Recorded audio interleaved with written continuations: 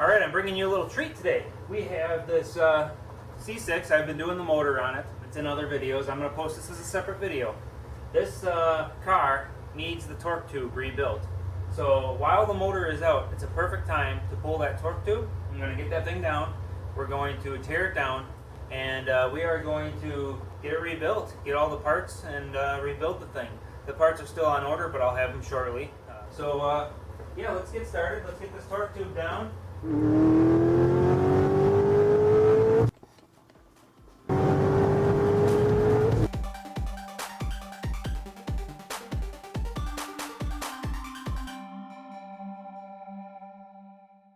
The first thing I'm going to do here is I'm going to be pulling some bolts off the torque tube here on the other side. Alright, so one of the first things I'm going to do is I'm going to start unbolting some things. Start taking some of the bell housing bolts off. Take the lines here, take those bolts off. There's just two, holding that in. And then I got to get the shifter linkage undone, but I'll do that from up top. I should have did that first, to be honest, but that's okay. It is what it is. I'm going to leave one of these bell housing bolts in so that I can do that shift linkage once I drop the car down. But for now, let's get the bell housing, get the torque tube out, get started.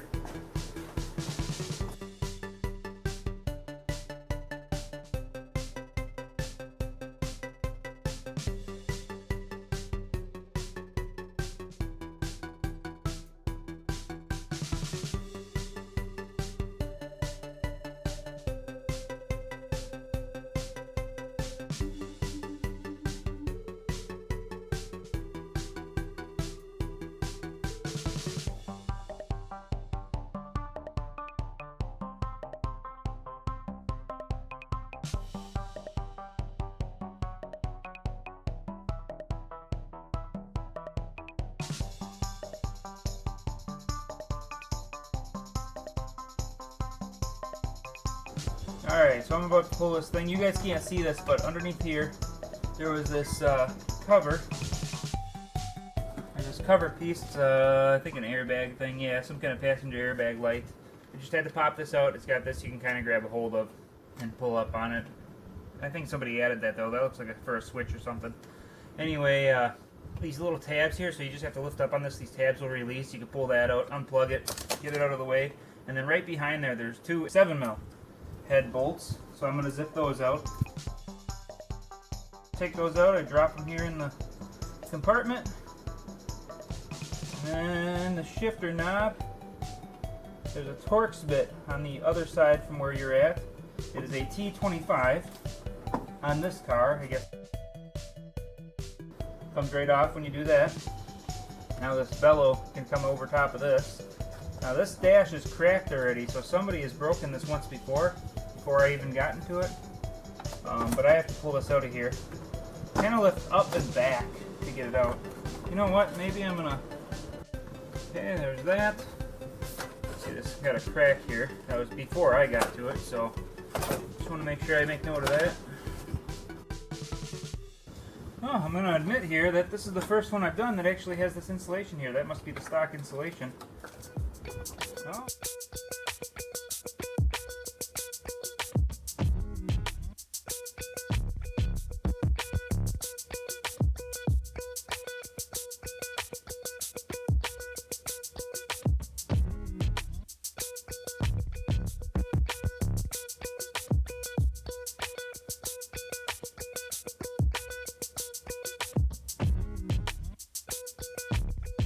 So I really had to pry on this thing, so I'm spraying penetrant on the splines. I also have really long bolts in the bottom, and that was so I could pull it out without it coming down. Now I gotta put it back together because it was not cooperating very well. Because of a specific circumstance here, I'm gonna have to support this thing, take the bolts out. So now I'm just scraping everything out of the way for the sake of getting this car out of here. I do have another car on its way. I'm going to pull these two bolts. I realized that this would be easier to get the torque tube in and out if I had taken these two bolts out and just removed the damn shifter.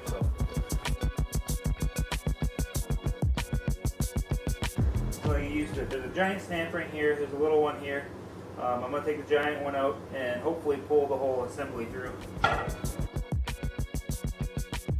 thing is really, really tight. I should have a bigger snap ring plier to be doing this. Probably going to have to purchase me one. I got it once before, but I don't remember how I did it. Yeah, this is just not working. You know what, now that I think about it, I think I had a needle nose that I bent that I maybe used for this. Yeah, I got a bent, pointed, ground down tip needle nose. I wonder if that's what I used. Oh, that's actually easier? I think I have less leverage with that. Wow, I'm surprised. I can squeeze this one easier, maybe because it's closer together. I thought I'd have to get pliers or something. Another pliers would be on top of it. There we go. I can't believe I just did that. Well, I knew I ground this for something specific. It must have been when I did one of these last, but I can't believe this thing was able to get it. I thought for sure I'd need like a longer handle or something to get more leverage. Alright, so now I gotta get this thing on the ground and flip it on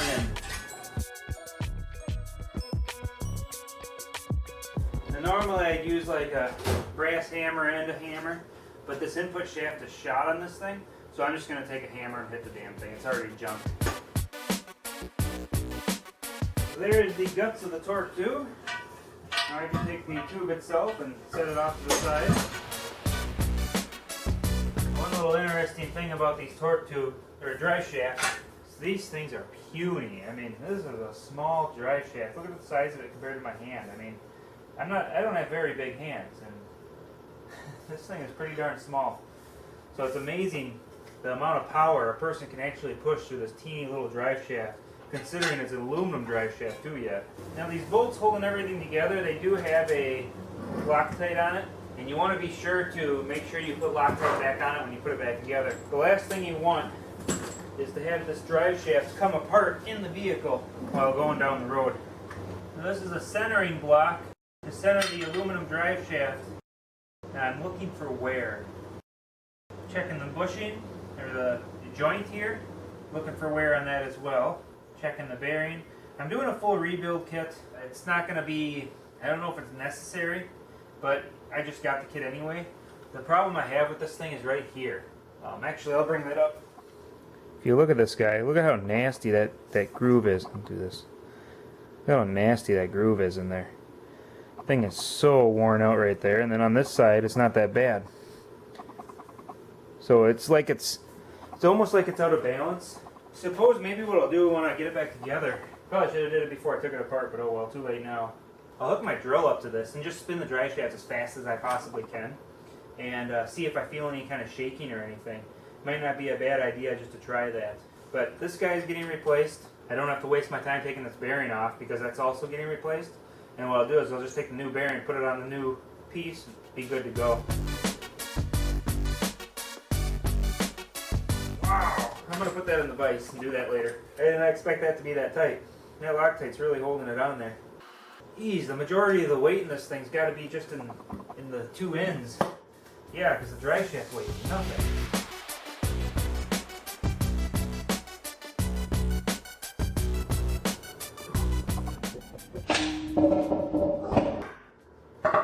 I was going to do that.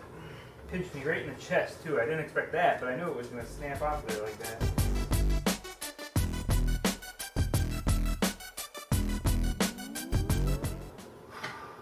That's a little dry. I do not have a puller that is a 3-position slotted puller that's big enough to grab a hold of these. They're, balancer pullers aren't big enough apparently. I have 3 different versions, none of them are big enough. I'm going to have to do this differently, and I have a plan in mind, so I'm going to go ahead and attach it here. That works. Okay, so I got a 1/2 to 3/8 adapter and a 3/4 to 1/2 adapter. The 1/2 inch fits in there, and then this guy, this big one, is going to be the one to bottom out here. I'm going to flip this on in and hit it from this side to knock it off of there a little at a time. Dang, I missed some of it. Okay, I just took this off, and I'm pretty sure I missed that. Anyway, this bearing, it rolls smooth, but it is a little loose. I can feel that. So I'm going to go ahead and take that off. I mean, I'm taking it off to replace it regardless, but I'm going to go ahead and take that off now. I got all the snap rings out. You can see the Loctite on all threads of the bolts for these couplers here. We're going to replace the couplers as well.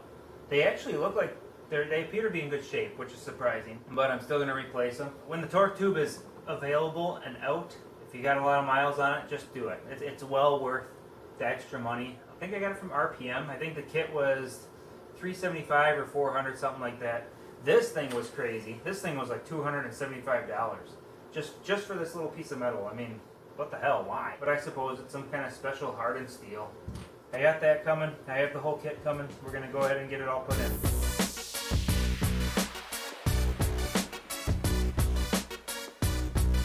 Okay, I'm going to bring all these parts to the part washer. That's a big hunk of iron. That's just so I can stick my magnetic base or dial indicator on here. That's actually pretty good. It's if I push over here, I only have 6/1000ths. So considering that, I would say that's actually pretty good. Now the only thing I can't check right now is the relation to the yokes. All I'm checking is whether the shaft is bent or not. I might be able to see they got these screws in here for balance, so there's a possibility it's out of balance. But I can try and check with the rollers on here maybe. Or the V's on here. I even have less there. I only have 3/1000ths. So I would definitely say that the shaft is not bent in any form, unless of course the bolt flanges, which is extremely unlikely considering their thickness, is bent. I'm going to put it on a drill, leave one in on here, and see if I can feel a balance issue perhaps. I'm trying to find any kind of crude way to test this thing because of how this piece is worn out with the burn on one half of it and the good condition on the other half.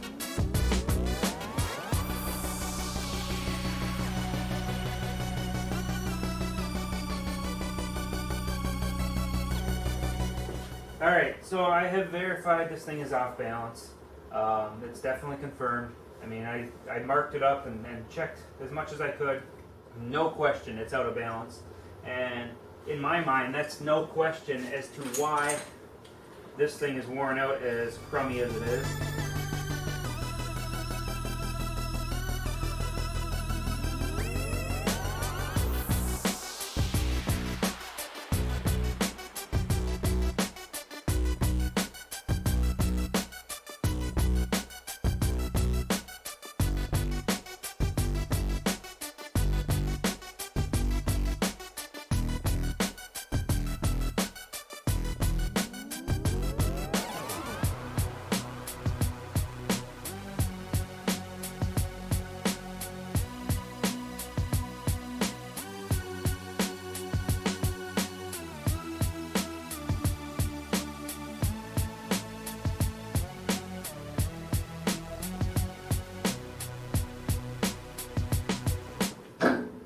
Well, that was interesting. I had a couple little blips there where I confused myself, but overall I got this prepped and ready for assembly on the drive shaft when I get it. Okay, so I gotta balance this thing. I tried bringing it to a shop. I called everywhere in Minnesota here, and there's nothing. There is nowhere to have this thing balanced. So what I've done is I've hooked it up to my drill press. My drill chuck is big enough. The drill press is tall enough, just barely. And this block down here is a piece of aluminum. Wow, it's way heavy for aluminum. This is aluminum. This piece of iron here, I drilled a hole that matches the size of the holes on the end of the the shaft. They're studs or whatever the hell you want to call those, dowel pins on the end of the drive shaft there. It's spinning inside of there with a bunch of grease. So I have it centered on there. This piece is heavy, so it's got weight. That way this thing won't flop around because it's off balance. It'll stay nice and centered. Then I have this nice and tight on here. And I'm going to adjust the belt so that this spins really fast. And then I'm going to use a marker to mark this and verify where exactly it's off balance. With it having something solid on each end holding it, the side that's more off balance will swing out the furthest, and that's where I'm going to end up applying my weight, or on the opposite side of where the mark lands. So let's get started.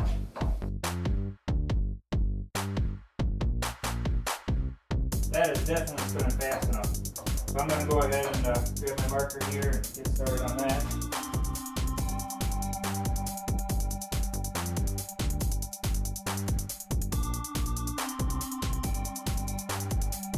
And you can see I grabbed the file. That was because when I was marking it, I thought about it. That felt tip of the marker is probably not going to allow me to get a accurate reading because it's soft. So it might be marking more than necessary, which will make it so I can't tell. This is so hard that it'll only hit the high spots, whereas the other one might be kind of going in and out just like a shock absorber, right? Taking up the space. It felt like it was way worse down here, but I think that's the sticker that's the problem. Yeah, that's just the sticker. So can't include that as a problem.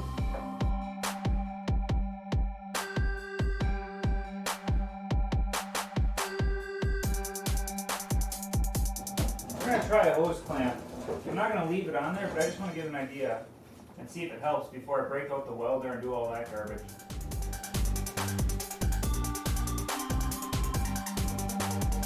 And just making sure it's attached a little bit better. I'm going to paint this shaft and then use something to scratch the paint off and double check it one more time.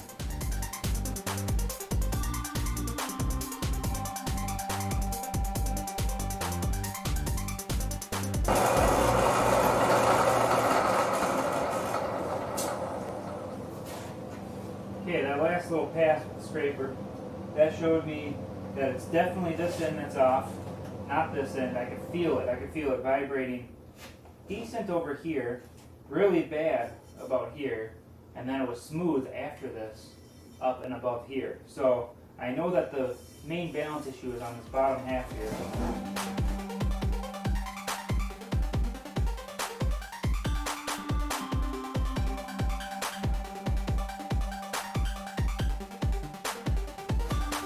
Okay, now I did one last final check, and it is the final check. I did the tape, as you saw. I did the tape here. That was aluminum ducting tape, I guess. I think it's called the ducting tape, like official duct work tape. Now I put that in here, and I kept checking it, as you've seen. And all I was doing was just trying to use the tape for a little extra weight, because that sticker apparently affected things. And I'm pretty sure I'm in a different spot than the sticker was, but I think they probably balanced this before they put the sticker on, and I think that's where their problem came in. I used weight, or the tape, to sit here and go until I got it smooth.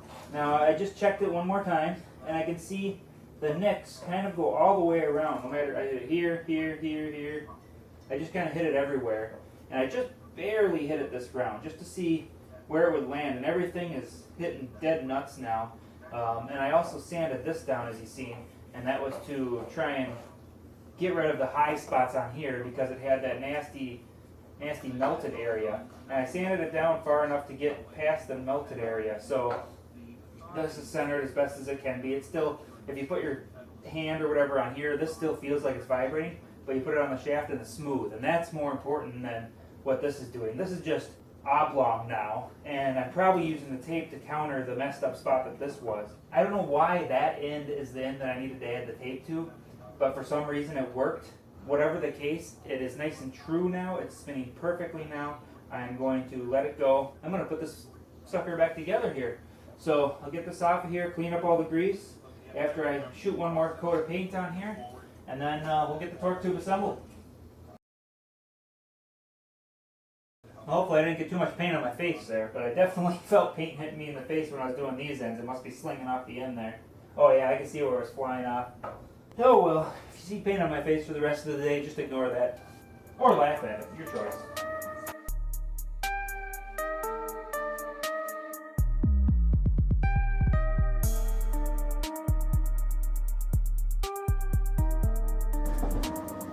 Alright, that should be good to go now. Hopefully that'll be a lot more smooth for the customer. It vibrated like a bastard before, so, you know, at really high speed, but besides the point.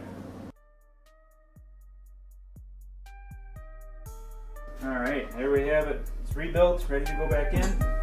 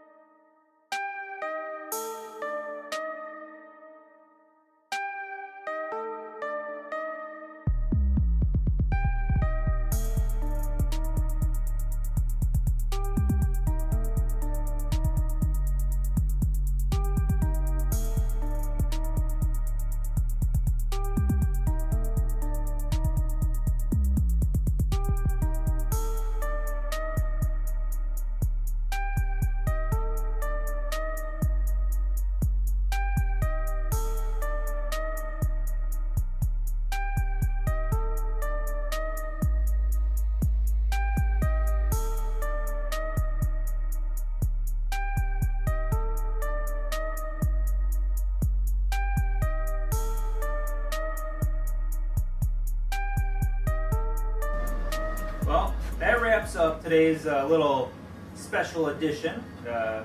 Doing this the day after, of course, of my Friday performance special, I guess I'll call it. So please join me next Friday on the next episode when we put the motor and the other parts, start putting the motor in, basically. Hopefully I look forward to seeing you then. And if you like this video, be sure to hit like, share, subscribe if you haven't already subscribed. If you want to get notifications, don't forget to hit the notification bell, because YouTube subscriptions don't mean anything. So hit that notification bell if you want to get notified of the next episode. I'm going to be doing it every Friday, and then a bonus video like this one, or any random thing. It'll be pretty much anything from brake jobs to diagnostic to maybe a torque tube occasionally, something performance related, as a bonus video just randomly throughout the week. So yeah, again, don't forget, please join me, and thanks for watching.